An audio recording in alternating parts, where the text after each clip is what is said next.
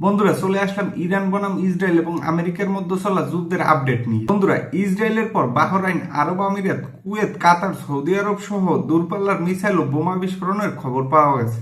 এদিকে উপসাগরীয় এই তিন দেশে তাদের আকাশসীমা বন্ধ করে দিয়েছে। রয়টার্স জানিয়েছে বাহরাইনের রাজধানী মানামাও জাফরায় বিকট বিস্ফোরণের শব্দ। উল্লেখ্য, এই এলাকাতেই রয়েছে আমেরিকার নৌবাহিনীর একটি বিশেষ সামরিক ঘাঁটি। এর আগে দেশটির স্বরাষ্ট্র মন্ত্রণালয় জরুরি বিজ্ঞপ্তি জারি করে দেশের নাগরিককে নিরাপদ স্থানে সরিয়ে নিয়েছে। বন্ধুরা, সংযুক্ত আরব আমিরাতের রাজধানী আবুধাবিতেও একটি বিকট বিস্ফোরণের খবর পাওয়া গেছে। এর উৎস বা ক্ষয়ক্ষতি তাৎক্ষণিকভাবে জানা যায়নি। আল জাজিরা জানিয়েছে কুয়েতে বিস্ফোরণের শব্দ শোনা গেছে। এর পরপরই দেশ জুড়ে সতর্ক সাইরেন বাজানো শুরু করেছে। কাতারের দোহায় একাধিক বিস্ফোরণের শব্দ শোনা গেছে।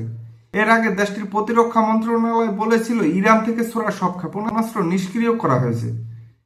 এদিকে বার্তা সংস্থা এএফপি জানায় সৌদি আরবের রাজধানী রিয়াদেও বিস্ফোরণ ঘটেছে। মধ্যপ্রাচ্যের দেশগুলোতে যুগপৎভাবে হামলা চালিয়েছে ইরান। মধ্যপ্রাচ্যের দেশগুলোতে যুগপৎভাবে বিস্ফোরণের এসব ঘটনায় পুরো অঞ্চলে যুদ্ধ আতঙ্ক ছড়িয়ে পড়েছে। বন্ধুরা, ইরান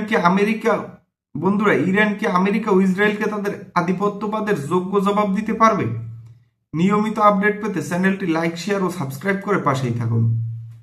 ধন্যবাদ।